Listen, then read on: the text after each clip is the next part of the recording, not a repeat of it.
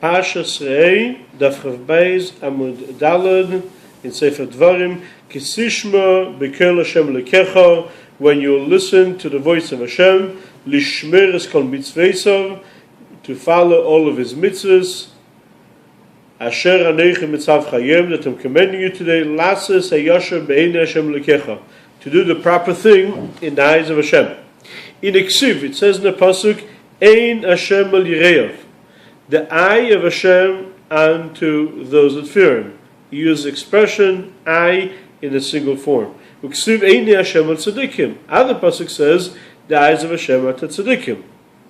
And the concept will be understood because the Torah is called the inner keys, the keys to the inner chambers, and the fear are called the keys to the external chambers.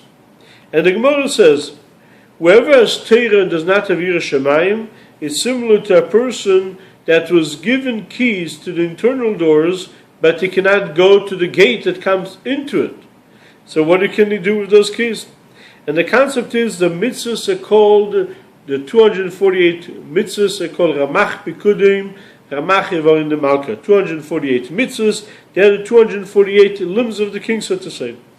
The same thing is the limb, bringing down and drawing the force, the life force of the nefesh to the body, to that specific limb. In other words, each limb is connected to a specific life force. The hand, for example, to feel, to touch, to grab, to hold, the eyes to see, the nose to smell, the mouth to talk, to taste. Each one specifically is drawing that life force into that.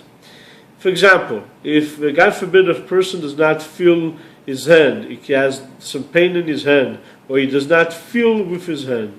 So what happens is when they strengthen, so to say, the life force of feeling is, so to say, missing right now from the hand. When they heal the hand, and then he's feeling it back, what happens is when they take the vessel and they fix the vessel, they make the vessel, it should be as strong as before. That draws the life force of the nefesh to feel. And the same thing we fall down to the other 248. The specific power that the neshama has dwells in that part of the body. And if that part of the body is not healthy, so to say, the life force of the neshama, so to say, goes back to its source. And when that part is being fixed, that life force goes back, because that healthy limb is pulling automatically, that light should come into it, that life force of the nefesh should go back into it. Similar to that is the expression, from my own flesh and blood I can ascend godliness. The same thing, godliness is the same thing, that by us doing a mitzvah, by that we're drawing godly light to this world. And what happens is that from that godly light there's a shining that is in Gan Eden, and the neshamas in Gan Eden have pleasure and enjoyment from the mitzvahs. The schar mitzvah, the reward for the mitzvah is the mitzvah itself. In other words, the godly light that is being drawn by the mitzvah, that's the reward of the mitzvah. And this what happens in Gan Eden, as it says, he put him